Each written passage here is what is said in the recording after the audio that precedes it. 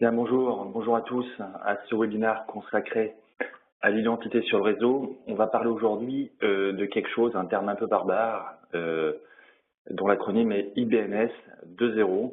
Alors, Identity Based Networking Services 2.0. On va voir ensemble un petit peu ce que ça veut dire, ce que ça permet, pourquoi on fait tout ça. Donc, voilà, donc c'est ce que je vous propose de voir aujourd'hui. Alors, j'estime un webinaire, ça va être assez dense. J'espère que tout le monde a pris du café, ça va être assez technique, même si on va commencer tranquillement, je vais rappeler par des principes de base. Je vous rappelle que la session sera enregistrée. Je posterai l'information sur le blog réseaublog.cisco.fr. Les slides, enfin toute la vidéo sera sur YouTube, l'enregistrement sera sur YouTube. Je tenais avant de commencer à remercier un collègue qui est Harry Prasadola, qui est le Technical Marketing Engineer, qui travaille sur IBNS 2.0, entre autres, qui est un spécialiste chez nous de tout ce qui va être 802.1x, MAB, ISE, et qui m'a fourni la plupart des slides qui sont là et qui sont clairs. Vous verrez, je pense que ceux qui connaissent mal 802.1x, tout ça, vous allez trouver ça finalement assez simple. N'hésitez pas du coup à réagir sur le blog. Je souhaite vous voir nombreux, des réactions, et n'hésitez pas non plus sur Twitter à échanger. J'ai rappelé ici mon Nick Handel. Alors, IBNS 2.0. Alors oui, aussi autre chose sur les questions-réponses. Ce que je vous propose, c'est faites vos questions dans le Q&A. Il n'y aura personne en direct pour répondre. Là, je suis seul aujourd'hui sur le sujet. C'est pas grave. De toute façon, à la fin, je prends les questions et puis si je peux répondre, je réponds. Si je ne peux pas, tant pis. On verra après sur le blog si je donne des éléments de réponse, mais n'hésitez pas en tout cas, ou je ferai peut-être une pause au milieu du webinaire pour donner des infos. Je ferai une petite démonstration d'ici 20 minutes, une demi-heure, en fonction de la vitesse à laquelle on va aller, une petite démo de tout ce que je suis en train de vous parler. Alors, IBNS 2.0, rapidement. Alors, on a commencé au départ, on s'est dit, bah tiens, on a un mécanisme pour supporter l'identification sur le réseau, c'est 802.1x. IPOLerLAN, IPOL, la même chose côté wireless. Puis on s'est rendu compte que finalement, ça suffisait pas. Et ça, je vais vous donner plus d'informations là-dessus, mais c'était pas qu'une problématique de 802.1x, tous les devices ne faisaient pas du 802.1x, on va parler de MAP, de Guest Access, Guest VLAN, voilà, de Web Authentication. Ça, on l'a développé, donc on a rajouté des couches. Et on a appelé ça Identity Based Networking Services, donc ça c'est ce que vous avez aujourd'hui, avec quelque chose qu'on appelle l'Authentication Manager, c'est quelque chose que vous avez sur les équipements. Mais finalement, ce sont des couches un petit peu séparées, et on a rajouté au fur et à mesure des besoins. Et là, c'est la nouvelle étape, c'est IBNS 2.0, dans laquelle on a groupé les fonctions relatives à l'identité, et ce qui nous a permis derrière de développer de nouvelles fonctionnalités. Et ça va être une bonne partie du webinaire finalement, ça va être de parler, de vous montrer ce qu'on peut faire de nouveau avec IBNS 2.0. Pas seulement ce que c'est, comment ça se configure, mais également d'aller un peu plus vers les avantages d'IBNS 2.0. Alors, j'ai choisi, même si certains, j'ai peur, s'ennuient, mais j'ai choisi de rappeler quelques fondamentaux. Ça fait toujours du bien d'avoir des informations de base pour poursuivre. Alors, je vais aller un petit peu vite et ça sera vraiment simplifié. C'est pour au moins rappeler le nom des protocoles et quel protocole se situe à quel endroit. Et même, je vais commencer avant de parler identité, si je prends un switch, si je configure rien dessus, la seule chose que je connais sur le switch, c'est finalement les MAC adresses sur les différents ports. L'objectif avec une gestion d'identité, c'est non seulement de déterminer, identité au sens Cisco, c'est-à-dire identité augmentée, on va avoir non seulement l'information de qui se connecte, de l'utilisateur, mais également du device. Alors soit parce que le device, ce sera lui-même authentifié, on a une autorisation, une authentification machine qui est possible, soit parce qu'on a utilisé d'autres méthodes avec potentiellement du profiling, et je reviendrai là-dessus.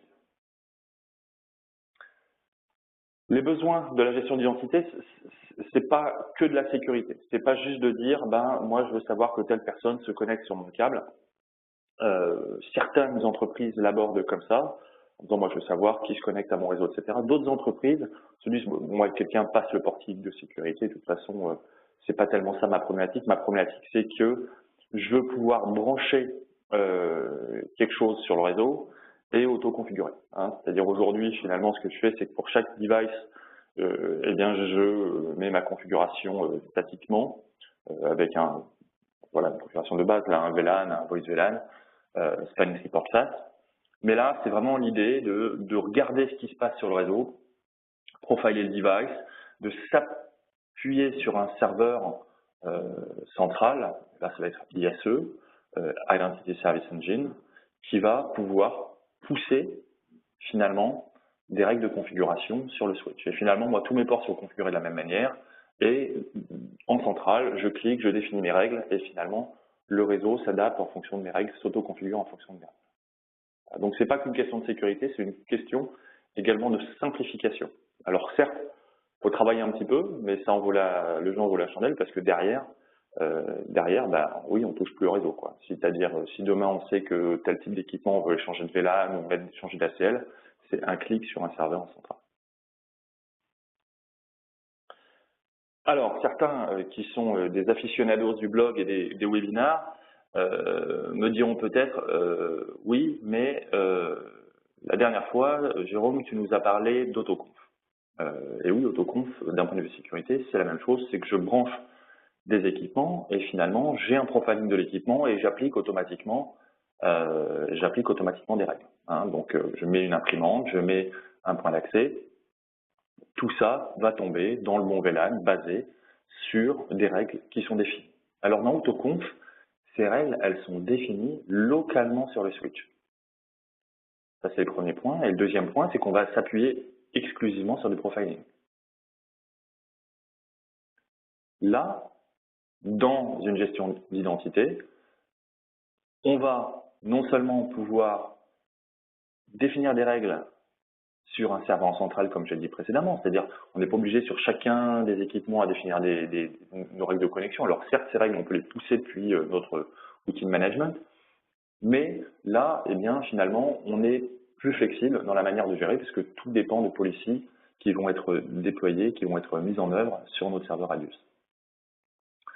Et l'autre point, bien évidemment, eh bien, c'est qu'on va s'appuyer non pas seulement sur des informations de profiling, mais sur réellement l'identité soit des devices, parce qu'un téléphone va pouvoir s'authentifier en 802.1x, soit des personnes qui sont derrière, qui s'est connecté sur mon poste de travail, qui s'est logué sur mon Windows. Donc on aura beaucoup plus de flexibilité, ça sera du 802.1x, du MAP, du Web Authentication, et on va aller plus loin quand on va parler d'identity networking. Alors Autoconf peut rester une première étape, ça c'est le premier point.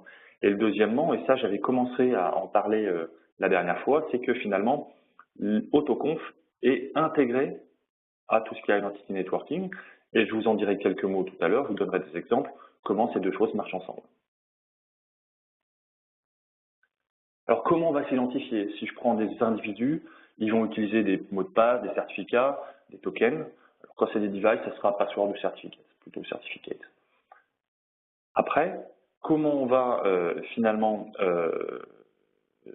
s'identifier? Alors le protocole qui va être utilisé, donc ça va être 802.1x ou EAP over LAN, EPOL, Web Authentication, EPOL quand on va parler de device, parce que c'est là on aura vraiment une gestion de l'équipement. Puis on aura des méthodes passives pour s'authentifier, c'est-à-dire quand on n'a pas finalement de supplicant 801x, et je reviendrai là-dessus, on pourra faire du MAC Authentication Bypass, et reposer sur des mécanismes de profiling pour finalement identifier l'équipement qui se connecte.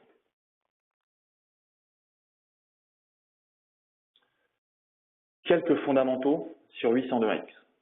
On a plusieurs éléments. Le premier élément, c'est le supplicant.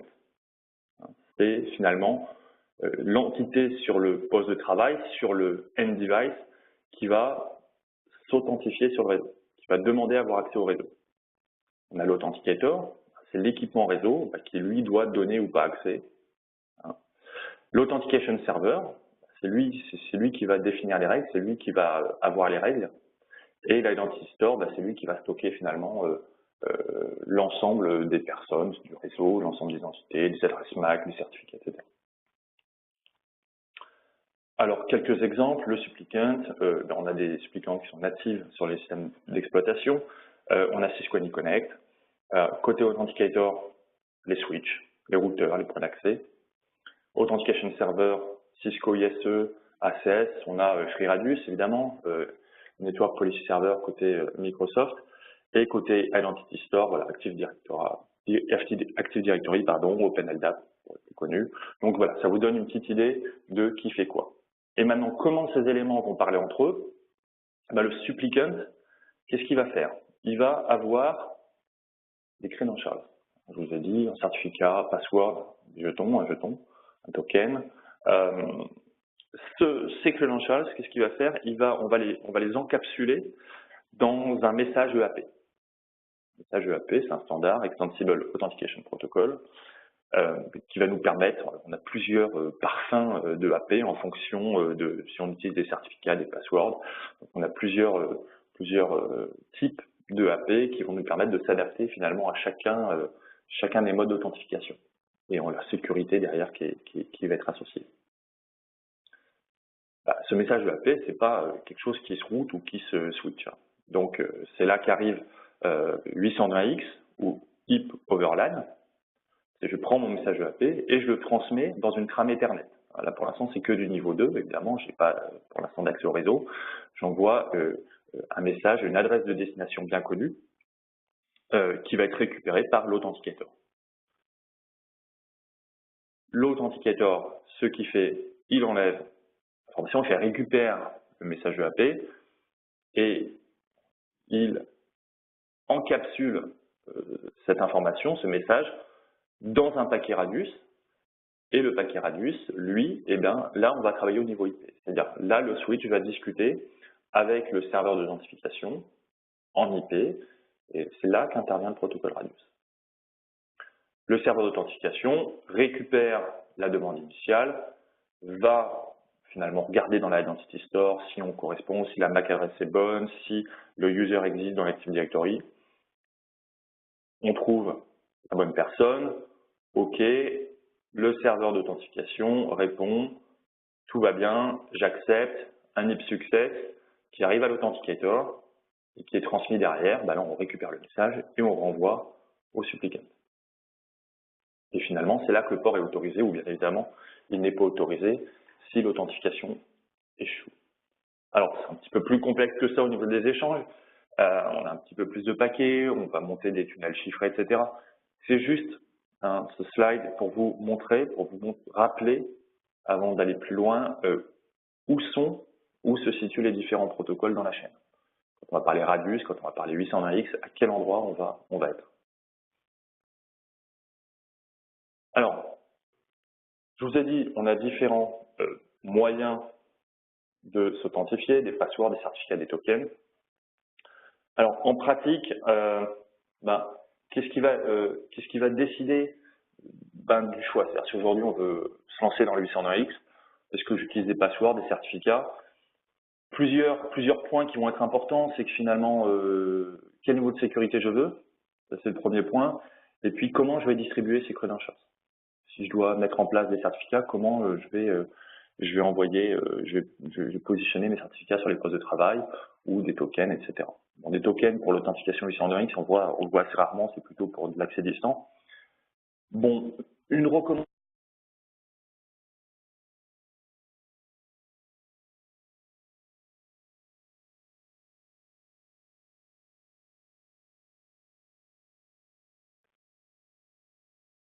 On m'informe qu'il n'y a plus de son. Ok, le son serait revenu. Merci Mickaël. N'hésitez pas à me prévenir là dans le chat s'il y a un problème audio, comme ça me fait un petit pop-up et je le vois immédiatement. Alors, en fonction finalement des mécanismes d'authentification, ben, on va voir différents types d'EAP. On va avoir du PEAP, Protected IP, IPTLS, c'est les plus connus. Après, on a d'autres méthodes d'EAP, mais je ne m'attarderai pas là-dessus. Je vais juste rappeler les deux principaux EAP. PEAP, donc ça, c'est quand on va vouloir transporter un mot de passe, une authentification par mot de passe. Donc, comment ça va fonctionner? Le serveur va présenter son certificat au supplicant, qui lui aura le certificat, le root certificate de la PKI. Et on va pouvoir valider que le serveur est bien bon. Une fois qu'on a fait ça, on peut monter un tunnel chiffré. Et dans ce tunnel chiffré, on va pouvoir présenter son user et son password. Autre méthode, IPTLS, donc là c'est quand on a un certificat côté client, on veut faire une authentification par certificat.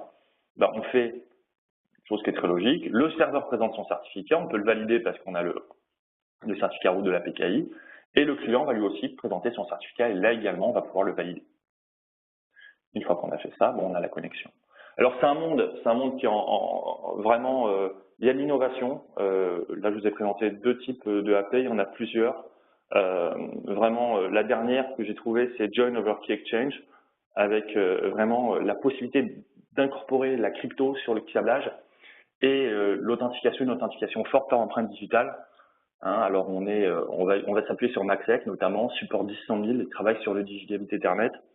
J'ai vu qu'on avait le protocole FISH, Fiber Instant Shortcut Helper, pour tout ce qui est FTTD. Pour l'instant, on est vraiment sur du 100 000 RJ45. Donc voilà. Donc c'est juste pour vous rappeler un petit peu que c'est un monde qui est qui est vraiment en évolution. Et ça, c'est vraiment une des toutes dernières innovations qui existent sur le sujet et vraiment qu'on suit de très près et qu'on a trouvé très très intéressante.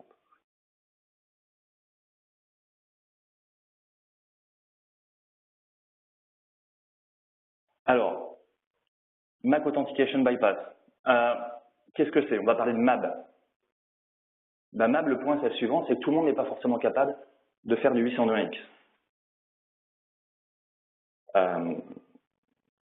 Imaginons une imprimante, éventuellement un téléphone. Alors bon, ces devices aujourd'hui peuvent faire du 802.1x parfois, mais parfois ils ne peuvent pas. Ça va dépendre de ce que vous allez choisir. Parfois c'est pas vous qui choisissez et vous devez faire avec. Donc, vous n'allez peut-être pas remettre en cause toute votre politique de déploiement d'une gestion d'identité parce que vous avez quelques devices sur le réseau qui ne supportent pas ça. Et c'est là qu'on va faire du MAB. Eh bien, on va finalement utiliser l'adresse MAC, c'est-à-dire une fois que le 801X aura échoué, on récupérera, parce qu'on va recevoir toujours un paquet venant du device, les devices ils causent tout le temps, on va utiliser l'adresse MAC du paquet comme username, comme identifiant du device. Et c'est que finalement, au niveau du serveur d'authentification, on va vérifier que l'adresse MAC est bien autorisée à se connecter. Donc,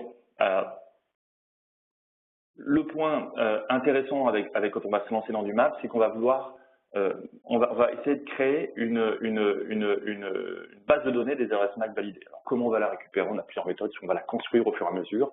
C'est-à-dire, on va dire, pendant 10 jours, toutes les nouvelles authentifications MAB, je valide toutes les adresses MAC et après, je les utiliserai pour la suite. Ou alors, on va dire, moi, finalement, mon MAB, je vais le faire pour mes téléphones. Je vais aller regarder sur, par exemple, mon CUTM, je récupère la liste des adresses MAC de tous mes téléphones. Et après, je vais construire ma table comme ça.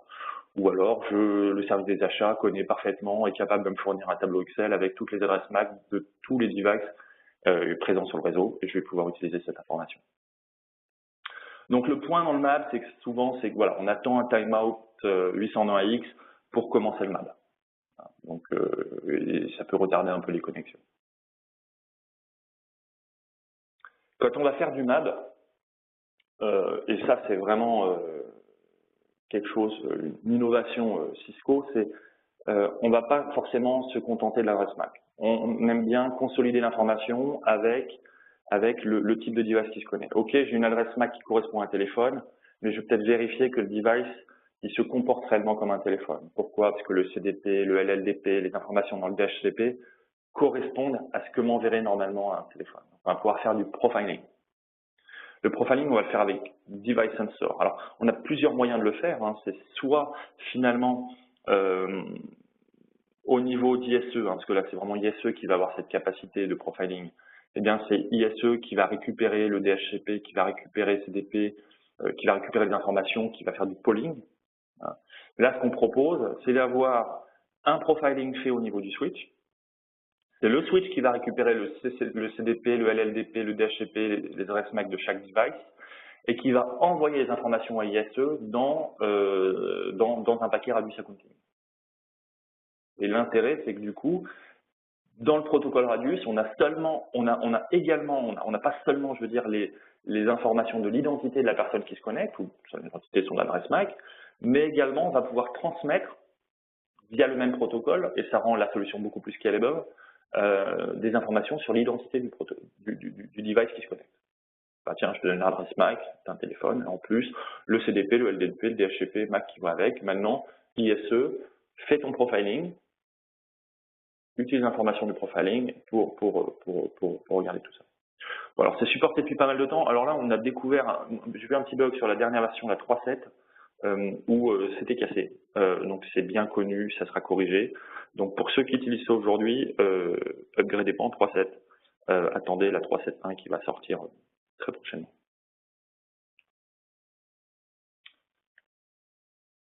Alors, les autorisations, avant authentification, qu'est-ce qu'on va voir? Bah, par défaut, si je prends du 802.11 standard, c'est par défaut, le port, eh ben, il est fermé.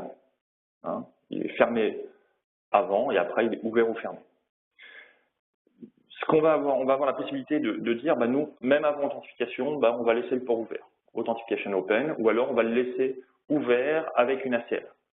Et puis après authentification, bah, qu'est-ce qu'on va pouvoir faire? On va ouvrir le port, on va changer le VLAN, on va changer l'ACL. Alors ça, c'est un petit peu ce qu'on est capable de faire, mais plutôt que de vous laisser avec ces options, on s'est dit on va essayer de packager tout ça pour vous offrir des solutions. Et aujourd'hui, on a 3 modes de déploiement qui utilisent les modes décrits plus tôt. C'est soit le mode monitor, c'est-à-dire je fais une authentification sans contrôle d'accès. Ça marche pas, je m'authentifie en 809X, ça échoue, tant pis, j'ai accès. Donc ça c'est très bien, vous mettez 809X sur votre réseau, vous mettez une gestion d'identité, vous avez peut-être pas envie de tout faire, vous avez 30 000 ports à gérer, vous avez peut-être pas envie de faire ça le même jour, peut-être que vous avez envie de commencer à déployer, de regarder comment ça se comporte. Est-ce qu'il y a des erreurs sur les switches, les supplicants qui sont pas bons, des certificats qui sont pas corrects, etc., etc. Donc ça vous laisse le temps de troubleshooter. C'est une première étape. Puis vous pouvez le laisser un peu de temps, puis après quand vous voulez passer à l'étape suivante, eh bien finalement vous changez la policy sur les switches et tout est enforced. Une autre méthode, l'étape d'après, ça va être, on va pouvoir parler de low impact mode. À savoir, c'est pas tout ouvert, tout fermé, c'est pas tout ouvert, bah ça c'est, on va dire, avant authentification ou après authentification si ça rate, eh bien, je vais avoir un port ouvert, mais avec une ACL qui va me donner accès à un nombre limité de services. Par exemple, j'ai accès que au browsing Internet. Si je m'authentifie proprement, que ça fonctionne et que j'ai les bonnes règles configurées, eh bien, je vais récupérer une ACL qui va écraser l'ACL préalablement configurée, qui va me faire un permis TNI, qui va me donner accès à l'intégralité du réseau. Donc ça, c'est le low impact mode. Et puis après, alors, est-ce que c'est l'étape ultime? Là, je vous ai mis des flèches entre les cases. Je suis pas certain qu'entre du low impact mode et du close mode, on est forcément, ça soit forcément l'étape ultime. Mais là, l'idée, c'est, on reste dans un mode standard, je veux dire, où tout est fermé, où tout est ouvert, où là, vraiment, on a complètement maîtrisé le truc. Voilà. Après, le low impact mode peut être intéressant pour une gestion guest. Voilà, vous avez des invités qui arrivent sur le réseau, vous savez que si personne n'a rien à demander, il se branche, il a quand même accès à Internet dans un VLAN où vous avez mis 12 IPS chaînés les uns à la suite des autres pour vous assurer que tout fonctionne proprement.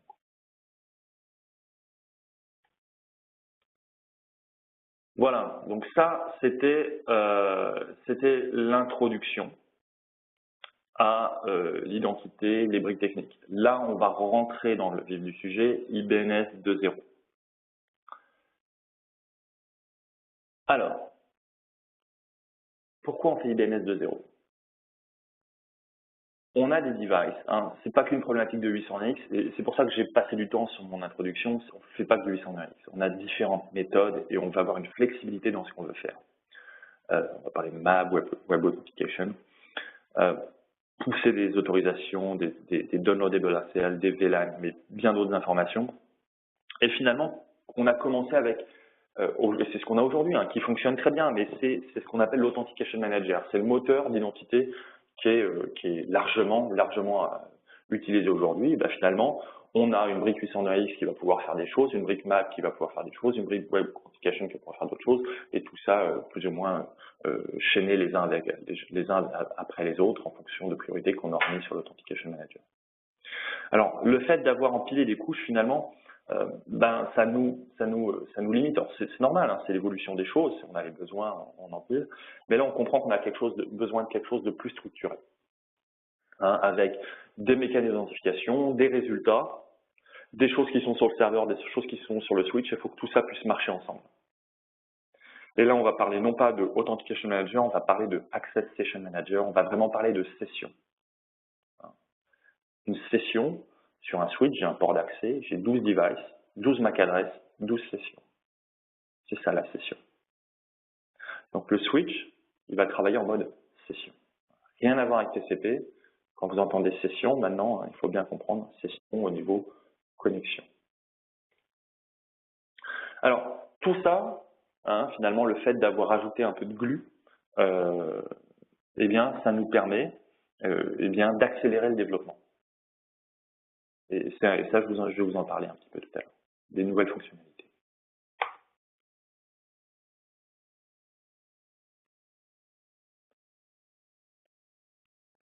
Alors, pour tous ceux qui ont configuré du 802.1x, du MAB aujourd'hui, enfin, du 802.1x ici, ben, vous savez comment ça marche. Hein. Vous allez sur un port, sur point d'accès, .1x, PAE, Authentication, Mode, etc. Vous avez différentes lignes de configuration et en gros, vous rajoutez 15 lignes de conf par interface. C'est un peu violent, c'est pas forcément compliqué, parce que finalement, c'est toujours les mêmes. Mais voilà, c'est un petit peu pénible. Surtout, si un port n'est pas configuré comme les autres, avant de le voir, il faut être bon, quoi. Alors, en IBNS 2.0, on a intégré nos gestions de policy avec ce que je vous ai présenté la dernière fois, ce sont les interfaces templates. Alors, on va regarder un petit peu ici comment ça marche. On a nos interfaces du switch. Oups, excusez-moi. Nos interfaces du switch. On va avoir une template qui sera configurée et appliquée sur chacune des interfaces. Cette template, c'est dans cette template qu'on va dire, eh bien voilà, je veux faire du 802.1x, je veux faire du MAB, etc. avec telle policy. La policy, on va la configurer en global, avec des choses que je préciserai tout à l'heure, Event Class Action, en gros un mode if, then, else, qui va nous définir notre stratégie de policy. Et on va être extrêmement flexible. Et en fonction de résultats d'authentification, on va pouvoir appliquer des services templates sur les sessions. L'interface template sur les ports, le service template sur les sessions. Voilà un petit peu comment ça va se chaîner. Alors, on va regarder maintenant tous ces blocs, les uns après les autres, un petit peu plus en détail. Je vous ai dit, on a des policies. Et la policy, on travaille en mode if, then else, event, class, action. Il faut bien comprendre ce que c'est que l'event class action. Mon collègue Harry, qui a fourni ces slides, aime bien les images, comme ça, je suis sûr que ça reste, et fait un petit peu l'analogie avec votre client mail. Alors, l'événement, un event, c'est un email arrive. Là, dès qu'on a un email qui arrive, on va décider de quelque chose. La classe, c'est OK, maintenant, quel type d'informations supplémentaires on a? Est-ce que finalement c'est ma femme qui m'envoie un email? Est-ce que c'est un spam? Est-ce que c'est un mail qui est adressé à une mailing list? Ça, c'est la classe. Et après, c'est l'action. Qu'est-ce que je vais faire? Eh bien, c'est ma femme qui m'écrit va chercher le pain ce soir. Il faut peut-être que ce soit très urgent. Je le tag et je le mets dans mon inbox. C'est un mail spam, je le drop. Ou je le mets dans une boîte appropriée quand c'est du marketing. D'accord? Donc là, on va avoir exactement la même logique. If, then else. On va avoir toute cette capacité sur les policiers.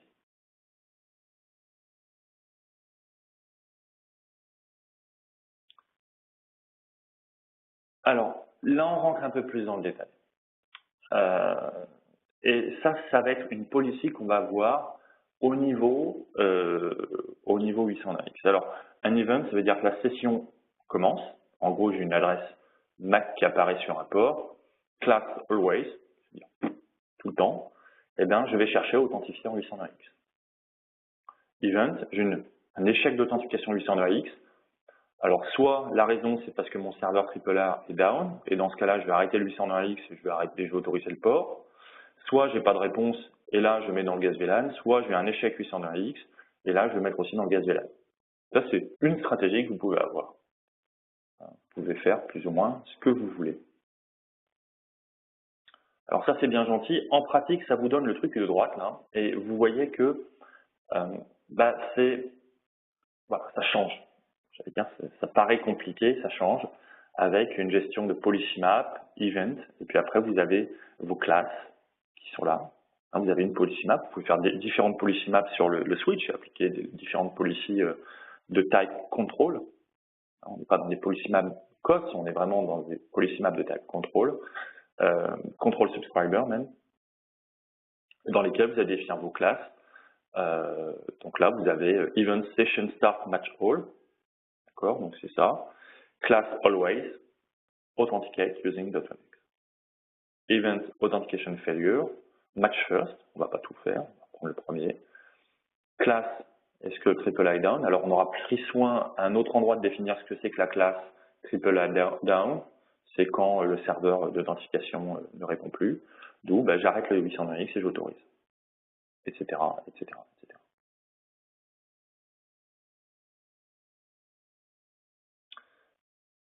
Maintenant, on va parler template. Je reviens, je t'ai dit, là c'est la policy, et puis tout à l'heure dans le schéma, vous avez vu qu'il y avait des templates. Alors il y a les interfaces templates et les services templates. Les interfaces templates, j'en ai parlé longuement le mois dernier. Ceux qui veulent regarder comment ça marche exactement, quelques petites subtilités, vous allez regarder l'enregistrement du dernier webinaire. J'ai fait une petite démo là-dessus. Bon, l'idée c'est comme des port profiles sur le NXOS, vous avez un port. Sur ce port, plutôt que de mettre n fois la même configuration, vous agrégez la configuration quelque part et vous appelez la configuration sur le port. Tous les paquets qui rentrent et sortent du port matchent cette configuration, c'est-à-dire vont être attrapés par cette configuration, vont être traités par la configuration que vous aurez mis. Les services templates, en revanche, ça va s'appliquer qu'à la session en question. Alors, sur une interface, vous allez avoir, tiens, j'ai un téléphone et un device et un poste de travail. Là, j'ai un interface template qui va s'adresser aux deux, mais je peux mettre un service template pour le téléphone, un service template pour le poste de travail. Et sur ce service template, je vais pouvoir définir des actions spécifiques à chacun. Par exemple, une ACL. Je ne vais pas mettre la même ACL pour les deux. Par exemple, un security group line. Ces services templates, vous allez pouvoir les définir localement sur le switch, et vous allez pouvoir également les récupérer, les télécharger depuis le serveur Radius. Et là, c'est ça qui est vraiment intéressant dans IBNS 2.0, c'est que tout ça marche ensemble. Et je vais vous donner des petits exemples qui illustrent bien tout ça. Alors, l'exemple du service template, j'ai un service template que j'appelle Critical, Description Allow Traffic. J'ai deux ACL, une ACL V4, V6. Alors, on peut mettre d'autres choses. Vous voyez, on peut mettre un VLAN, on peut mettre un Voice VLAN, on peut mettre un Security Tag, on peut mettre plusieurs informations. Dans le service template, hein, des policy MACsec également.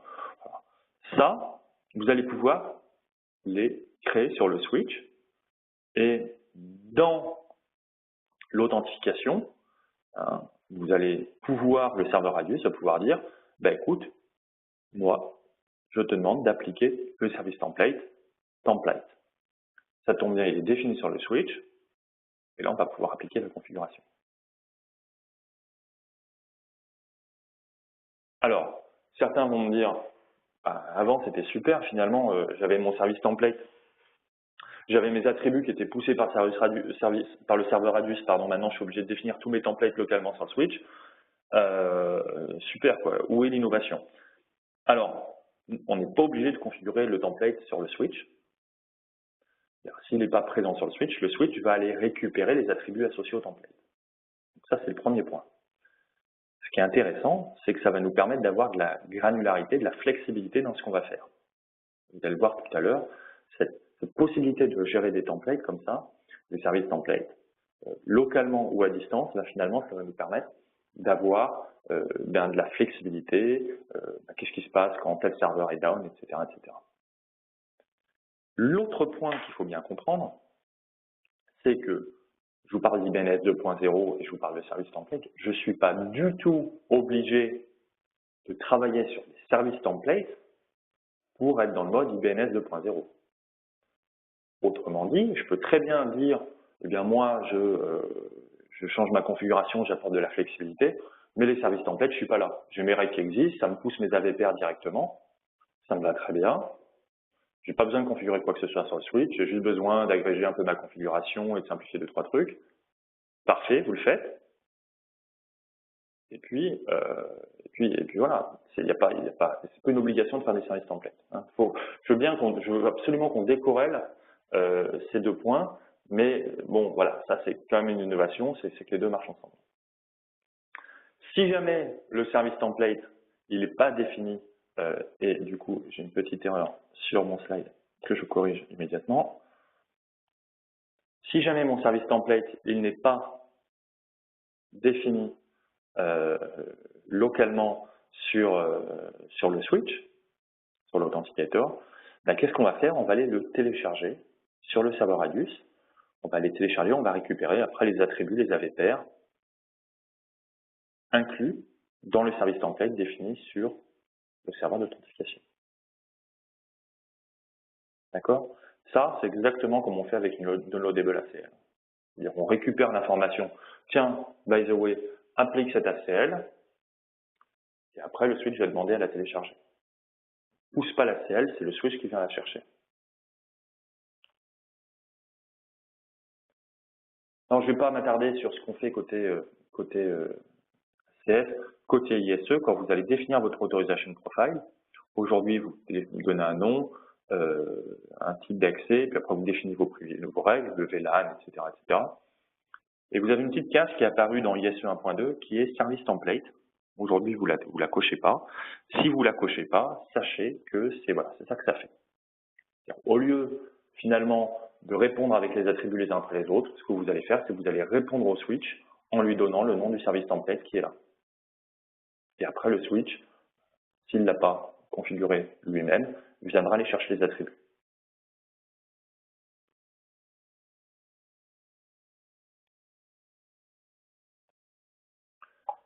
Je vais revenir maintenant sur les interfaces templates. On a vu, et là, franchement, c'est un gros succès, les interfaces templates. On se dit, on aurait peut-être dû le faire il y a 10 ans. Certes, bon, voilà, c'est là maintenant. Peut-être un peu tard, mais on prend ce qu'il y a, et c'est très bien. Et dans les interfaces templates, certains m'ont dit, oh là là, c'est super les interfaces templates, mais j'ai pas toutes mes sessions, j'ai rien côté fonction 802X, j'ai pas mes fonctions d'authentification, etc., etc. Bah oui, c'est parce que dans les interfaces templates, comme tout ça marche ensemble, finalement, on va avoir le nouveau mode de configuration. Alors, on a des trucs qu'on avait avant, .1x, MAB, et là, maintenant, on va voir les access sessions. Et c'est là qu'on va avoir toute la gestion, finalement, de gestion d'identité. Donc, Pour agréger les configurations 802.x, MAD, etc., il faut passer dans le mode IBNS 2.0. Voilà un exemple de template. Vous faites du .1x PAE Authenticator, MAD, et là vous avez Access Session Port Control Auto, et notamment vous appliquez votre Service Policy, Type Control Subscriber, Access Policy, où là vous allez définir finalement ce que vous faites, d'abord du 802.x, du MAD, quel est le plus important, qu'est-ce qui se passe si le 802.x échoue, etc. Et ce template, vous l'appliquez sur vos interfaces. Et là, vous avez une configuration 802.x plus MAD avec peut-être des trucs super sioux avec une ligne sur chaque port. Sympa. Pour avoir la configuration globale, show direct config, comme je l'ai présenté la dernière fois, où là vous voyez eh bien, comment finalement la concaténation entre la configuration statique sur l'interface et le template. Alors je vous ai dit tout ça marche ensemble. Et ça qui est intéressant. On pouvait, je ne sais pas si certains s'en rappellent, depuis un serveur Radius, on pouvait passer le nom d'une macro. Vous pouvez définir une macro localement sur le switch, une macro SmartPort, et on pouvait dire au serveur d'authentification, il pouvait dire au switch, bah, applique cette macro.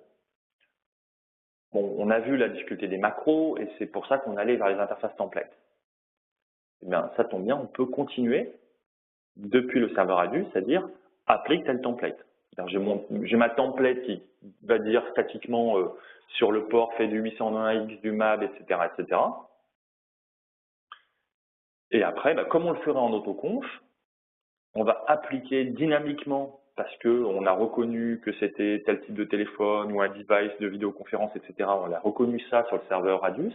Sur ISO, on a reconnu l'information. Et du coup, on va dire, bah, voilà, pousse l'interface template name, le nom d'un interface template qui aura été configuré localement sur le switch. Par exemple, applique de la COS, qui est une COS différente. Vous voyez ici l'avantage de finalement d'avoir intégré tout ça. C'est-à-dire on n'est plus dans du script, des macros, etc. Eh bien, tout ça fonctionne de manière globale et ça nous permet d'avoir vraiment toute la flexibilité dont nos clients ont besoin. Parce que c'est vraiment ça la clé. C'est-à-dire après des années d'expérience de déploiement 802.x, de MAD, etc. Tout le monde a des besoins un peu différents, des besoins de customisation, et on a besoin eh bien, de pouvoir avoir de la flexibilité dans ce qu'on implémente. Alors dans ma configuration, bah, finalement, je vais avoir, ça n'a pas changé, configuration AAA, serveur Radius, l'activation .1x globale sur le switch. Après, en facultatif, mes services templates configurés localement, des access lists configurés localement si jamais je veux faire quelque chose de low impact mode, par exemple. Mes class maps, mes policy maps, alors ça c'est super important. C'est vraiment vos règles, c'est ce qui va définir ce que vous voulez faire. On verra un petit peu comment les créer. Et après les templates. Template d'interface ici, hein, c'est pas des services templates, c'est un template d'interface dans lequel vous allez appeler votre service policy. L'application du template sur l'interface. Alors, possibilité d'appeler des ACL dans une service template, d'appeler des ACL sur un port. Vous allez avoir vos services templates qui vont être appelés par votre policy map, votre policy map appelé dans votre template d'interface, et votre template d'interface appliqué sur l'interface. C'est un peu la glue entre tous ces éléments. C'est 3-4 fois que je le répète, maintenant je pense que ça va être plus clair. Alors voilà, ça c'est peut-être ce que vous avez aujourd'hui. Vous avez travaillé pendant 6 mois, vous êtes arrivé avec cette configuration, vous l'avez validée, et vous dites, bon, super, maintenant je dois tout changer, un peu compliqué. Alors comment vous allez faire? Vous avez une commande sur le switch, alors tout de suite, ne la tapez pas. Attendez la fin du webinaire pour la taper, vous allez comprendre pourquoi. Alors, pour ceux qui sont un peu excités, attendez 2 petites secondes pour bien comprendre les impacts de tout ça. Quand vous allez taper cette commande Authentication Display New Style, c'est absolument génial, c'est qu'on a une conversion qui est faite entre le mode aujourd'hui, l'Authentication Manager, vers le mode Policy. Policy Mode, IBNS 2.0, on a différents modes. On a un terme qui est SANET à un moment donné, qui est utilisé publiquement maintenant, qui est un terme complètement interne, Session Aware Networking. Voilà, maintenant le vrai nom officiel, c'est le nom le plus simple qu'on ait pu trouver, c'est IBNS 2.0. Vous reconnaîtrez vos constructions là qui vont être créées, alors avec les services policy qui sont mis en place et qui vont matcher finalement ce que vous aviez précédemment. Alors un point important, là vous l'avez peut-être remarqué, c'est le nom de votre policy qui est Gigabit Ethernet 101. Ça veut dire quoi? Ça veut dire que si vous avez 48 ports comme ça, alors certes, le moteur de conversion, bon, il fait le job, hein, il convertit, mais il agrège pas. C'est-à-dire que si vous avez 100 fois la même chose sur vos, 48 fois la même chose sur vos ports, plus bien évidemment que vous avez des stacks, il va vous créer autant de policy que de ports. C'est pas lui qui va vous dire, ah bah tiens, j'ai la même chose partout, je vais créer une policy et je vais appliquer la même policy sur tous les ports. Ce qui veut dire, c'est qu'au lieu d'avoir ces 15 lignes, vous allez avoir 200 lignes par port. Certes, à d'autres endroits dans la configuration, mais je pense que c'est pas vers là qu'on veut arriver. Ce que je veux vous dire ici, c'est qu'une façon intelligente de procéder, c'est vous prenez un switch de test quelque part, vous tapez cette commande, ça vous permet d'avoir la conversion pour un port, après vous changez les noms, au lieu de faire policy giga 01, là vous l'appelez my identity policy, et après vous appliquez ça sur tous vos ports, avec également l'application derrière de l'interface template, parce qu'ici on n'a pas appliqué les interfaces template. Voilà. Donc l'intérêt de cette commande, c'est vraiment de vous créer votre policy map et vos class maps. Et ça, c'est déjà énorme.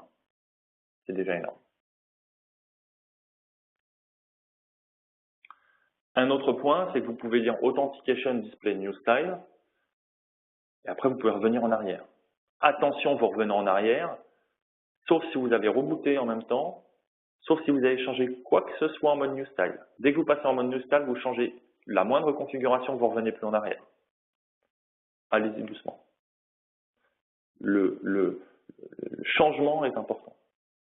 Vous prenez un switch de test, vous faites vos commandes, etc. Vous retestez que tous vos devices, que ça fonctionne proprement, vous prenez le temps de bien comprendre. Possiblement, vous allez vers les services templates si vous voyez l'intérêt de le faire, etc., etc. Allez, petite démo pour vous montrer que tout ça, c'est bien réel. Alors, je vais voir si j'ai des questions dans le Q&A en attendant.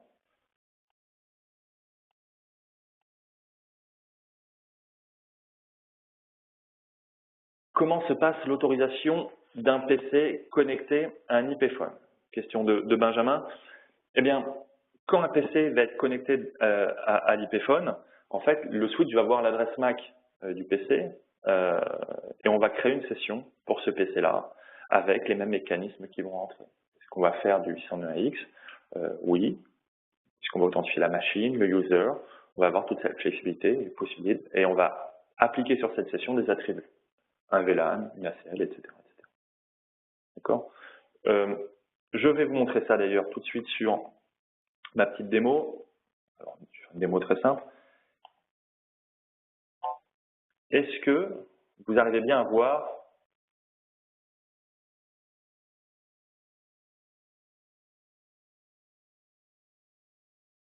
les... si quelqu'un dans le chat peut me confirmer qu'il a bien vu Ouais, ça a l'air d'être OK. Alors, là, vous avez... je suis connecté sur un 3850 sur lequel j'ai quelques devices et je vous montrer, par exemple, Showrun Interface, Gigabit Ethernet 2.1.2.0.6.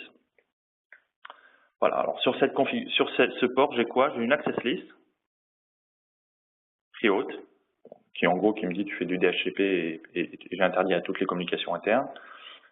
Et j'ai mon template. Alors si j'ai quelque chose, je n'en ai pas besoin, c'est juste parce que sur le même switch, je fais des démonstrations d'autoconf et du 802.1x. Les objectifs sont un peu différents. D'un côté, j'ai une décision locale, de l'autre côté, j'ai une décision prise par un serveur Radius. Donc voilà, ça c'est un effet de bord, c'est que je suis obligé de dire sur ce port-là, ben, je désactive l'autoconf, comme ça je suis certain que les règles mises en place sont exclusivement celles poussées par mon serveur ISE. Donc en pratique, vous pouvez même avoir 2 lignes de conf, voire une seule ligne de conf. Alors, si je regarde plus précisément, si je fais un show derive de ma config, show derive 2.0.6, show derive config interface, pardon, 2.0.6, ah, j'ai un petit peu plus de choses. Ben, j'ai un VLAN access, j'ai un voice VLAN, quelques petites configurations bloc unicast, j'ai du map, du 802.1x, bon, après, mais pareil, protection spanning tree, et j'ai ça. Service policy, tab control, subscriber universal trust-sec. Ça, c'est ma policy. On va regarder à quoi ça ressemble. Et c'est là qu'on a vraiment la décision de ce qu'on fait. Policy map, chaque control subscriber. Et là, j'ai celle que j'ai appelée universal trust-sec. Alors, vous voyez, c'est intéressant. Hein, c'est que vous avez ici la built-in autoconf policy. C'est la policy que je vous ai présentée le mois dernier pour autoconf. On est dans le même langage. Ça, c'est super intéressant. Hein. C'est là que vous voyez que tout est unifié. Alors, qu'est-ce que je fais? Alors, dès que j'ai une nouvelle session, eh bien, j'essaye d'utiliser 802.1x. Si ça échoue, alors si le .1x échoue, j'arrête le .1x et j'essaye de faire du MAB. Si j'ai pas de réponse, pareil. Si le MAB échoue également, j'arrête le MAB et puis je recommence dans 60 secondes toute ma mécanique.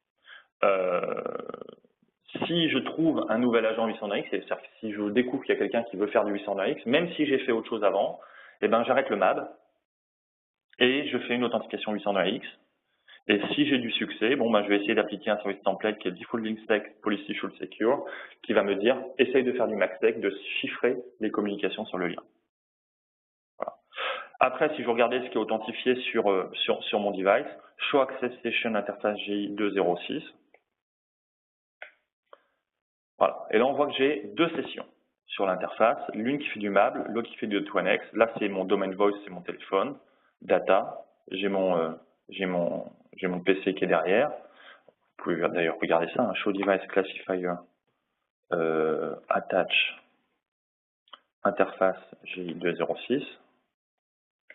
C'est le profiler, là c'est le profiler local l'équipement. Vous voyez que l'équipement a reconnu un IP phone, un 9951 et une Microsoft Workstation. Ça c'est vraiment le switch qui le découvre, qui a l'information. Et si je regardais plus précisément ce que j'ai sur mon lien, donc voilà, ça c'est mon téléphone qui fait du MAB, hein, Authentication Success MAB. J'ai récupéré un service template défini sur mon serveur Radius qui est UR Unified Access Cisco Phone avec une certaine priorité. J'applique un VLAN, j'applique une ACL qui me fait un permis TNI et qui va écraser mon ACL restrictif que j'ai précédemment. J'ai en plus une autre session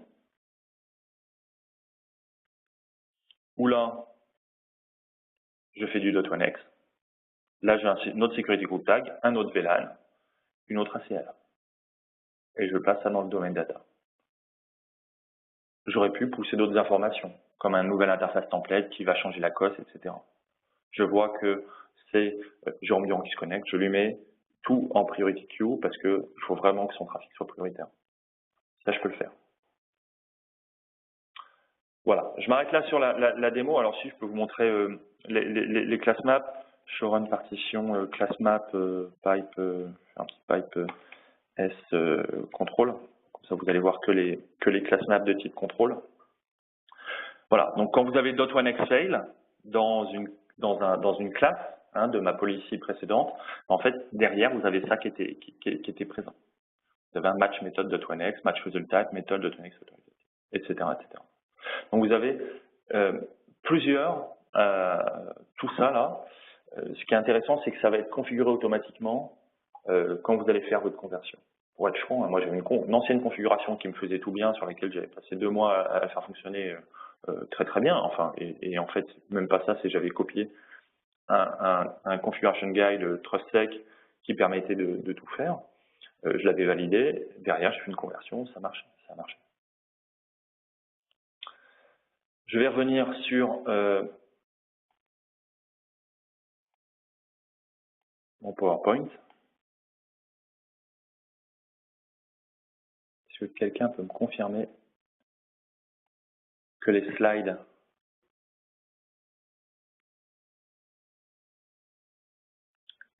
sont bons?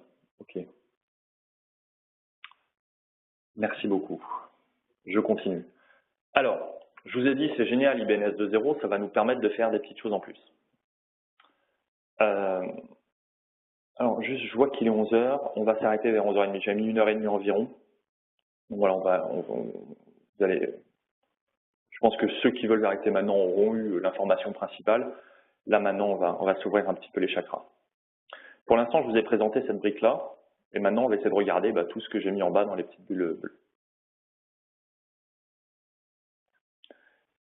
Une fonctionnalité qui est sympa, c'est Critical ACL.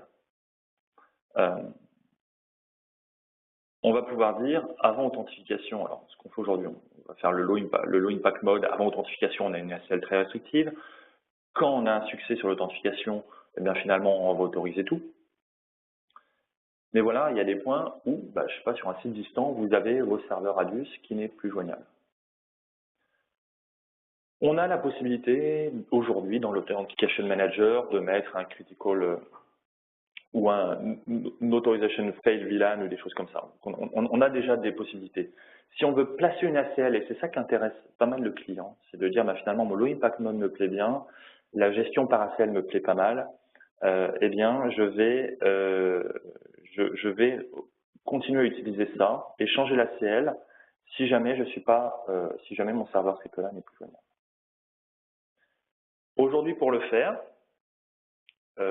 avec l'Authentication Manager, enfin hier pour le faire plutôt, parce qu'aujourd'hui on a quelque chose de mieux que je vais vous présenter. On avait déjà quelque chose qui était pas mal si on faisait un script. On testait et en fonction du résultat, on avait un script EEM, Embedded Event Manager, vous savez qu'on peut implémenter des fonctions sur nos switches, eh bien on allait pouvoir implémenter une macro, on pousse une ACL, etc. Très bien, ça faisait le job. Maintenant, justement, comme on a intégré un petit peu tout ça, eh bien on n'a plus besoin de ça. On a une fonction qui peut être ajoutée, et bien on va juste rajouter une règle, Authentication Failure. Est-ce que c'est parce que le triple est down? Si oui, on va pouvoir activer un service template local, et dans le service template local, on n'aura plus une ACL. Vous voyez ici, vous avez votre service template que vous appelez Critical, avec une ACL V4, une ACL V6. Vous avez une classe qui est triple down que vous aurez définie précédemment en disant qui explique que le serveur Radius n'est plus disponible. Et vous avez un Activate Service Template Critical, Authorize, Terminate de Tonix, Terminate Man. Voilà, fini.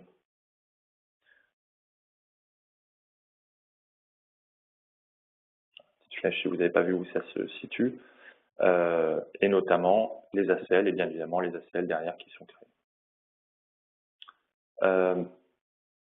Un autre point intéressant, si le serveur AAA tombe, vous ne pouvez plus faire de 802.1x, peut-être que vous vous dites, moi je la connais, la base des adresses MAC autorisées sur mon réseau, sur mon agence, j'ai 30 adresses MAC, j'ai une base locale sur mon switch, que vous aurez défini, vous voyez plus haut à quoi ça ressemble, et vous allez faire du MAB local. C'est-à-dire vous avez quand même un certain niveau d'autorisation, c'est-à-dire tout ne s'arrête pas de fonctionner quand vous perdez le lien WAN, l'accès au serveur Radius. C'est là qu'on voit l'intérêt d'avoir un framework unifié entre les actions locales qu'on va avoir et les actions poussées depuis le serveur Radius. Là, on a énormément de flexibilité là-dessus.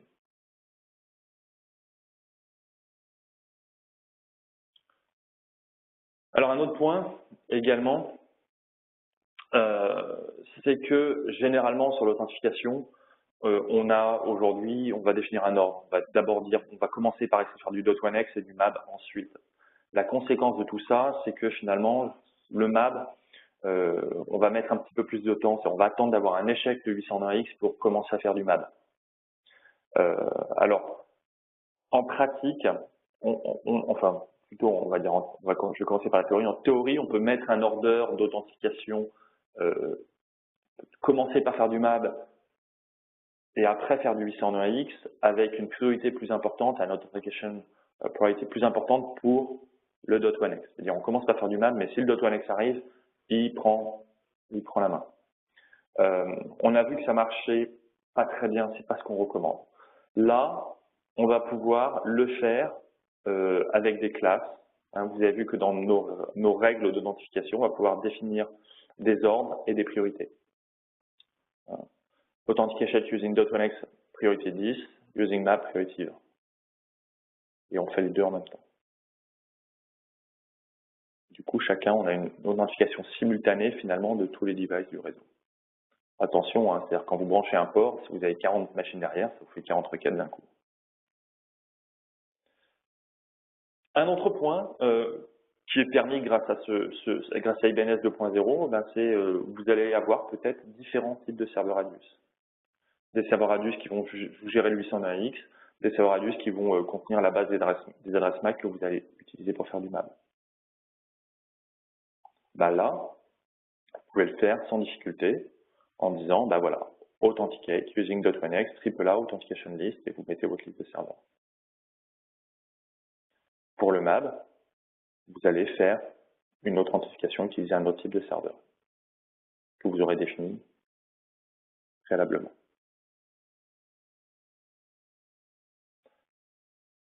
Un autre point, et je reviendrai à toute fin du webinaire là-dessus, c'est l'intelligent edging. Vous savez que par défaut, sur un switch, si on ne voit rien passer au bout d'un certain temps, on va considérer que la session est terminée.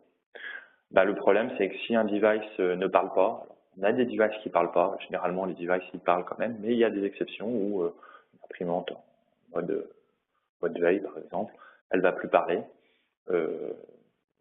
Ça risque de nous embêter, quoi. Ça va nous embêter parce que ça va arrêter la session, et puis après, quand elle va revenir, on va recommencer une session, etc. etc. Là, l'idée, c'est de vérifier. Alors, c'est exactement ce qu'on fait avec IP Device Tracking. Hein, c'est de temps en temps, on va envoyer des ARP probes vers le device pour vérifier que la session est toujours bien là. Donc, c'est juste, on va mettre soit sur l'interface Subscriber Aging Inactivity Timer, la durée 30 minutes probe. On va lancer, on va dire qu'on va pouvoir prober le device. Soit on va faire ça directement au niveau de la Policy Map Type Control, où on aura notre service template qui va faire le probe. OK? Donc là, du coup, on va vérifier que la personne est toujours là. On continue. Un autre point essentiel, et là vous avez un breakout de 2 heures qui a été fait à Cisco Live sur le sujet, c'est la gestion IPv6. Votre poste de travail supporte IPv6, les devices supportent IPv6. Il est peut-être temps de s'intéresser au niveau identité à ce qu'on va faire avec IPv6. Eh bien, IBNS 2.0, c'est ce qui va vous permettre, réellement c'est même indispensable si vous voulez gérer les identités de façon flexible pour V6 également. Alors, je vais passer tout de suite au slide suivant. Ça va vous permettre notamment de faire du low impact mode en IPv6 avec la définition de traffic filter qui vont être finalement écrasés après par des règles que vous allez définir poussées par votre serveur Radius. Alors vous voyez hein, sur votre switch, quand vous faites un show authentication session interface, eh bien là vous avez des adresses IPv6 qui sont là. Et vous noterez que vous n'avez pas qu'une adresse V6, hein, vous avez l'adresse lien locale, l'adresse globale qui est là. Là, c'est un device qui fait que du V6 d'ailleurs. Vous avez bien son authentification, hein, et notamment l'ACL qui est bien poussé sur le port et qui va overrider finalement mon ACL de pré-autorisation pour faire du low impact mode. Alors là, on a un petit décalage par rapport à ce qu'on fait en V4 aujourd'hui. Alors vous allez comprendre le décalage. Comment je fais pour appliquer une ACL sur un port? Alors, première solution, j'envoie le nom de l'ACL et l'ACL est présente sur le switch. J'envoie un filter ID, le nom de l'ACL, .in, .in.ipv6, quand on veut faire une ACL V6, et là, on va l'appliquer, mais il faut qu'elle soit configurée sur le switch. Deuxième option, là c'est exclusivement IBNS 2.0, je pousse un service template. Dans le service template, j'ai mon ACL qui a été configuré. Là, il faut bien que l'ACL soit configuré localement sur le switch. Voilà, ça impose ces deux cas que l'ACL soit présente sur le switch. Autre option, vous définissez l'ACL sur le serveur Radius, mais là, on ne peut pas le faire aujourd'hui de la même manière qu'en V4. On ne peut pas faire une downloadable ACL, ce qui veut dire que vous êtes obligé de définir toutes vos lignes d'ACL dans des AV pairs distincts sous le format suivant, avec des dièse 1, dièse 2, dièse 3 qui vont vous donner l'ordre finalement des statements dans votre ACL. Et si vous avez une ACL de 10 lignes, il vous faudra mettre 10 AV pairs, une par ligne. Le switch va recevoir ces AV pairs et reconstruire l'ACL qui va bien dans le bon ordre. On a ça également en V4, V4, V6. Ce qu'on a en V4 et qu'on n'a pas aujourd'hui en V6, et c'est bien dommage, c'est les downloadable ACL. En gros, vous construisez votre ACL sur le serveur Radius de façon extrêmement simple, comme vous l'auriez mise dans votre iOS. Et après, finalement, vous envoyez l'information de votre ACL, le nom de l'ACL, on va la télécharger comme on télécharge un service template. En V6, on ne sait pas le faire. Est-ce qu'on est bloqué pour autant? Non, on peut faire ça, on peut faire ça, on peut faire ça. On n'est pas démunis, on a des solutions, c'est juste qu'on ne peut pas faire aujourd'hui la même chose. Un autre exemple, c'est la partie NIT. Vous savez, c'est quand vous voulez mettre un switch dans une salle de réunion et vous aimeriez bien que le switch soit authentifié, s'assurer que c'est bien un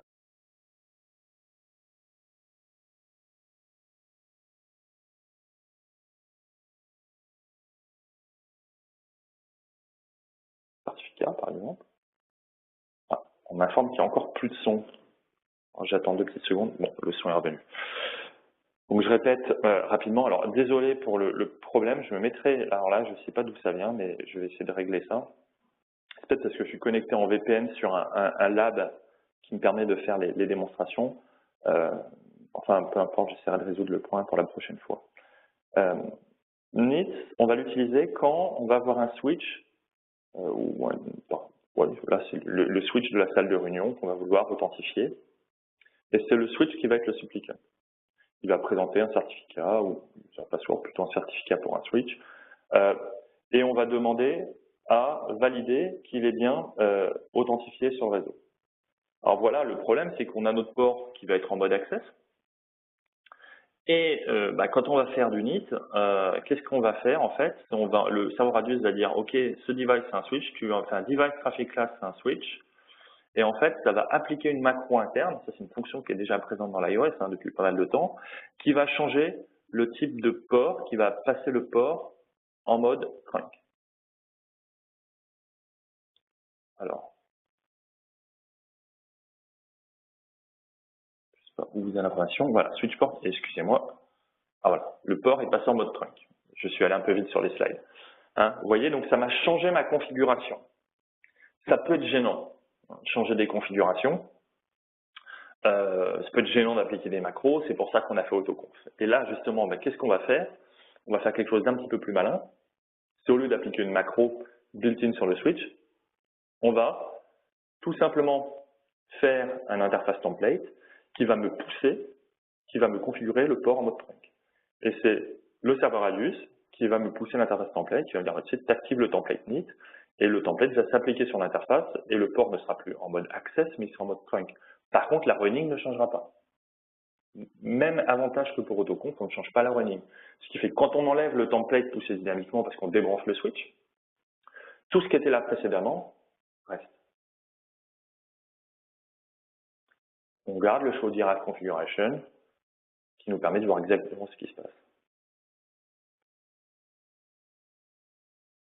Dans ce cas-là, avant l'authentification, switch port mode access, après authentification, la running ne change pas. Par contre, la derived configuration change avec un switch port mode trunk. Et là, on a même rajouté d'ailleurs dans le template, vous voyez un native VLAN, encapsulation .1q. Comme on a fait ça, hein, vous voyez bien, on pousse simplement l'interface template. On voit l'intérêt à nouveau d'avoir finalement quelque chose de consolidé entre eh bien, ce qui se passe en local sur le switch et ce qui se passe en distance sur le serveur. C'est là qu'on a vraiment toute la puissance de la solution. Alors d'autres petites choses avant de se quitter, quelque chose qui est assez peu connu. Oui, on le supporte, j'ai blogué là-dessus il y a quelques temps. On sait sur un port en mode accès placer les utilisateurs dans des VLAN différents. Vous avez un host qui est connecté avec 3 VM. Vous savez mettre chaque VM dans une adresse MAC, dans un VLAN différent. Pourquoi? 3 hosts connectés, 3 adresses MAC. Évidemment, si on est dans le bon mode au niveau de l'hyperviseur. Donc 3 adresses MAC, 3 sessions. Sur chaque session, je fais ce que je veux. Si sur une session, je peux mettre 3 sessions, je peux mettre une adresse, un poste dans un VLAN X, un poste dans un VLAN Y, etc. D'accord? Attention, le port, ici, il est bien en mode access. Donc ça, c'est depuis la 3.3 SE. On sait le faire sur le 3850, le 3650 et le 2966. On ne sait pas le faire sur 4.6K, 4.4K.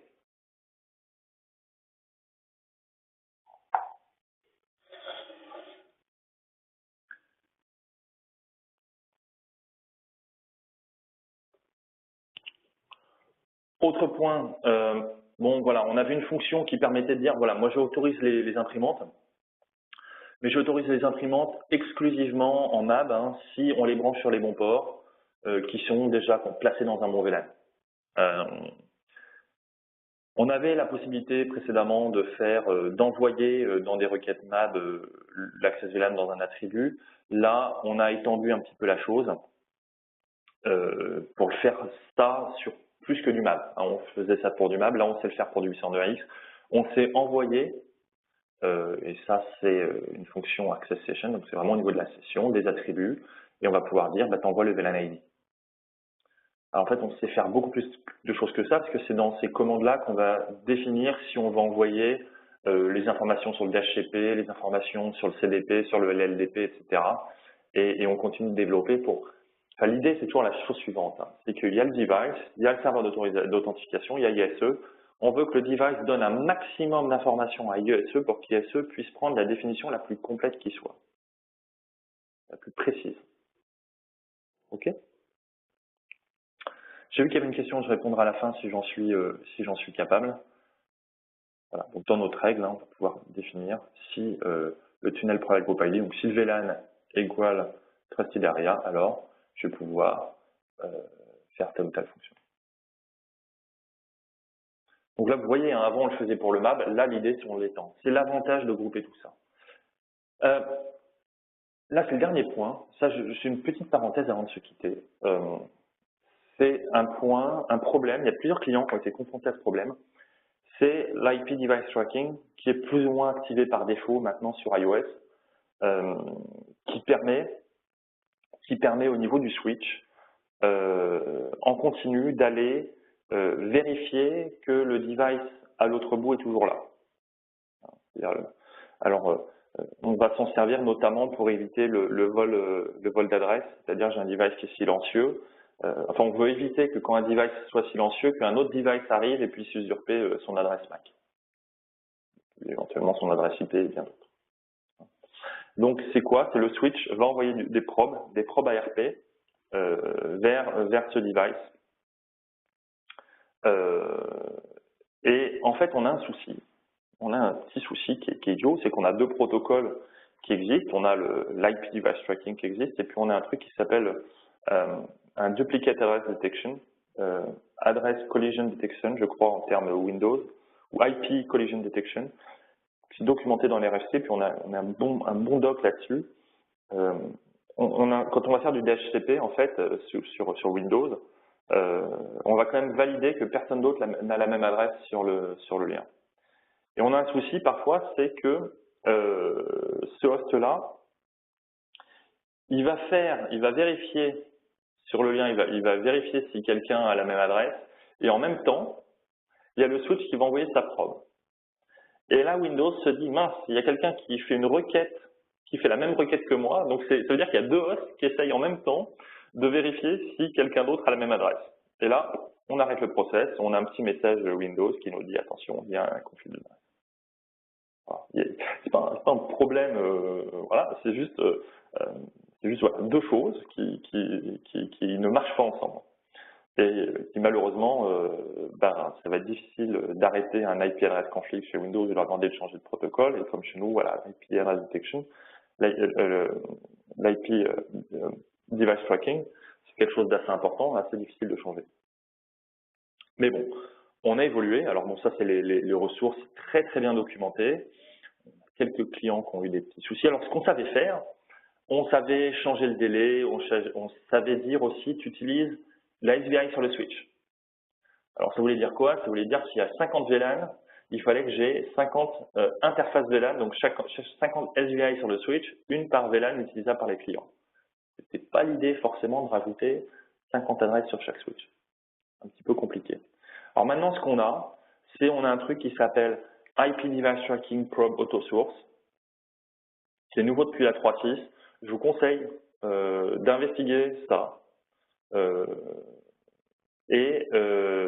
Avec un fallback, hein, ça va vous permettre globalement automatiquement d'utiliser une bonne adresse pour faire vos requêtes RP. Pour utiliser 0.0.0.0, sinon vous allez avoir des petits soucis. Et ça, on réutilise, hein, quand je vous ai dit, le switch va valider que la session est toujours présente, ben, on va reprendre la même adresse qui est configurée finalement sur IP Device Tracking. C'est-à-dire quand je vous ai dit que le switch allait lui aussi, quand on validait que la session était toujours active, eh bien on va éviter d'utiliser la même adresse que celle qu'utilise Windows et s'affranchir ainsi de petits problèmes. Voilà.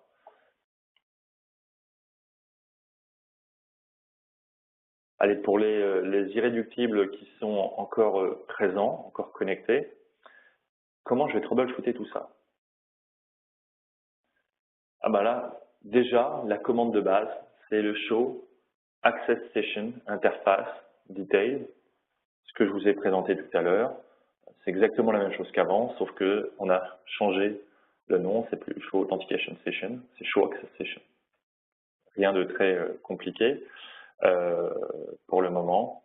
Vous avez l'IPv6 qui est présent et vous voyez les templates qui sont possiblement appliqués. Regardez un petit peu ce qui est présent dans la conf. Show policy map tab control subscriber name. Là, vous avez name, évidemment, c'est le nom que vous aurez donné. Et là, vous allez avoir les règles qui vous ont été données, que vous avez mis en place, et c'est exactement ce que j'ai présenté tout à l'heure. Là, c'est un truc qui est absolument génial. C'est vous faites un debug PRE. Et là, vous allez réellement voir dans les logs où on est dans l'algorithme. Hein, vous avez votre policy map, le debug PRE, ça va vous dire pour chaque session, je suis rentré dans cet event, je suis rentré dans cette classe, j'ai fait telle action, etc., etc. Ça, c'est super pratique. C'est super pratique pour voir exactement ce que vous faites.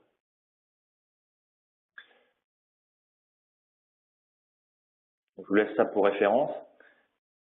Et comme les logs, c'est toujours quelque chose qui est énorme et des fois c'est difficile de trouver le petit point important, la fameuse aiguille dans la botte de paille, eh bien, vous faites un no map logging verbose, no .1x logging verbose, no authentication logging verbose. Par défaut, vous avez tout. Si vous voulez avoir uniquement les problèmes, vous mettez ça. Et là, vous allez avoir uniquement ce qui vous intéressera, je pense. Voilà. Donc, avant de se quitter, des messages clés, c'est flexible, c'est extensible, c'est vraiment global. Hein, on a consolidé ce qu'on avait. et ça marche ensemble, entre ce qu'on a sur le switch, ce qu'on a sur le serveur, et ça nous permet d'offrir des nouvelles fonctionnalités. C'est assez sympa, après d'un point de vue très pratique, ça permet d'aller vers les interfaces templates, de garder une running configuration super simple. Vous voyez, vous avez un stack de 48 ports, la configuration de chaque interface, ça peut être une ligne. Ok, d'accord, derrière, il y a une policy map qui va être un petit peu touchy. Une fois que vous l'avez faite, vous êtes tranquille à vie. Derrière, votre job, c'est juste d'aller sur votre serveur ISE et de définir vos règles. Et les exceptions, vous pouvez les mettre sur ISE. Vous pouvez les mettre également sur votre configuration. S'il y a besoin, hein, vous reportez à ce que j'ai présenté le mois dernier sur AutoConf ou les interfaces templates, vous pouvez gérer les exceptions sans problème. Mais au moins, vous avez quelque chose de visible, de simple pour commencer. Oui, vous avez un mode qui permet de passer du mode actuel au mode New Style, du mode New Style au mode passé. Attention quand même, je vous ai présenté les petites difficultés avec ça. C'était pas parfait, mais c'était sacrément pratique. Vous avez une règle aujourd'hui, vous pouvez, moi ça m'a pris 10 minutes à créer la règle que vous avez ici, puisque j'avais quelque chose de précédent. Après voilà, c'est peut-être plus simple, faites-le à la main, quoi. Cette transition, cette translation, faites-la pour bâtir vos règles. Ce serait plutôt la recommandation que je vous ferai. Une matrice de support que je vous laisse pour référence. Hein, vous voyez plus ou moins AutoConf, interface template, IBNS 2.0, on l'a partout. Là où on aura des petits écarts, ce sera sur le pair MAC VLAN, hein, 2960X et 363850, ou les identités IPv6 uniquement sur 3K aujourd'hui. Quelque chose que je n'ai pas présenté, c'est on sait faire du 820X sur les ports trunk. Ça peut être utile quand on a un AP en Flex Connect qu'on veut quand même authentifier sur le réseau. Les références, plutôt que vous en donner des tonnes, j'en donne une, c'est un white paper qui a rédigé la personne qui a fait la plupart de ces slides, sauf un. Je pense que date oblige, j'ai pas pu m'empêcher de mettre un slide qui n'avait rien à faire dans cette présentation. Mais enfin, peu importe, j'espère que vous aurez apprécié. Une seule référence pour vous, c'est ce white paper, donc super clair. Voilà. Et après, je pense que ça vous donnera assez d'informations pour commencer avec IBNS 2.0. C'est quelque chose qui est assez jeune, hein, enfin assez jeune, oui, et qui est assez récent. Donc on n'a pas forcément le retour, l'expérience qu'on a aujourd'hui sur l'Authentication Manager, mais peu importe, c'est quand même quelque chose qui peut vous intéresser. Voilà, il faut valider. Hein. Je ne vais pas vous dire qu'on a des milliards de clients qui font ça, mais ça peut être intéressant, ça peut être une piste pour déployer. Voilà, c'est fini pour aujourd'hui. Je vous remercie. Si cette session vous a plu, ben, n'hésitez pas. Alors, je crois qu'il y a un retour son qui est assez curieux. J'arrive. Bon, merci, c'est fini. Attendez, je ne sais pas pourquoi j'ai du son. C'est pas normal. Enfin, peu importe. Alors, ça y est, c'est terminé. J'espère que le webinaire vous a plu. Donc, merci. À bientôt sur Réseaublog. Je posterai, comme d'habitude, l'enregistrement. Si vous voulez plus d'informations, si vous voulez avancer, n'hésitez pas. Faites-moi signe, partagez vos retours d'expérience sur IBNS 2.0, vos tests. Je pense que je mettrai un petit article sur le blog prochainement sur les différents tests que j'ai pu faire là-dessus. Merci. Le mois prochain, webinaire sur APIC Enterprise Module, la partie SDN chez Cisco sur le réseau de l'entreprise. Donc 1 heure environ, j'essaierai de faire des petits tests et de sortir du discours marketing pour vous montrer concrètement ce que ça fait, ce que ça fait pas. Je réponds juste avant de partir aux dernières questions. Alors, allez-vous mettre le PowerPoint, je commence par ce qui est simple, allez-vous mettre le PowerPoint disponible en consultation? Non. Je mettrai l'enregistrement vidéo que je viens de faire. Après, on va faire des pauses, des captures d'écran, etc. Plus sérieusement, ces slides, vous cherchez dans Cisco Live, dans le portail Cisco Live, les présentations de Hari Prasadola, IBNS 2.0, IPv6, voilà, New Authentication, etc. Vous allez trouver des slides très proches et vous aurez des bonnes bases. Sinon, moi, sur le blog, je mets la vidéo. Downloadable ACL V6 en roadmap, où il y a une raison qui l'empêche. Question de Michael, très bonne question. Je n'ai pas l'information précise là-dessus. Hein, donc aujourd'hui, on a des solutions. Il n'y a pas de, je pense pas qu'il y ait des raisons particulières. Il faut juste faire quand même attention avec les downloadable ACL ou les ACL d'une manière générale. Hein. C'est que va être la taille des messages qui ne peut pas dépasser une certaine taille, enfin qui ne peut pas dépasser une certaine limite. Et il faut éviter de saturer les TCAM sur les switches. Si on ne va pas mettre 4000 entrées sur un port, ça ne marchera pas. La TCAM du switch n'est pas capable de faire tout ça. Après, la raison précise, je ne la connais pas. Je pense qu'on travaille là-dessus.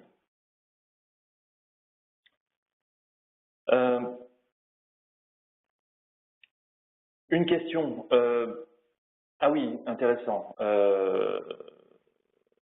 Alors ça c'est une question, je me suis peut-être mal exprimé du coup. Encore une question de Mickaël. C'est une question, je vous ai dit, vous passez du mode legacy au new style. Après, vous pouvez plus revenir en arrière une fois que vous avez reloadé ou changé quelque chose.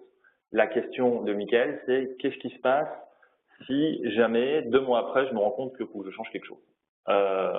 Et ben simplement, vous changez quelque chose dans le nouveau modèle. D'accord? Vous ne pouvez pas revenir en arrière dans l'ancien modèle, modifier l'ancien modèle et revenir dans le nouveau modèle. D'ailleurs, ça n'aurait plus de sens. Une fois que vous gagnez de l'expérience sur le nouveau modèle, vous y restez une fois que vous avez validé que ça marchait.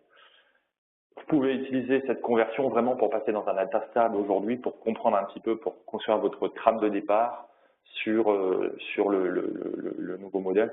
Après, recommandation, je pense qu'il faut rester le plus près possible des guides que l'on fournit, Monitor Mode, Low Impact Mode, Close Mode. Voilà, on vous fournit les confs, restez le plus proche possible de ça, parce que finalement, ça correspond aux besoins qu'on rencontre.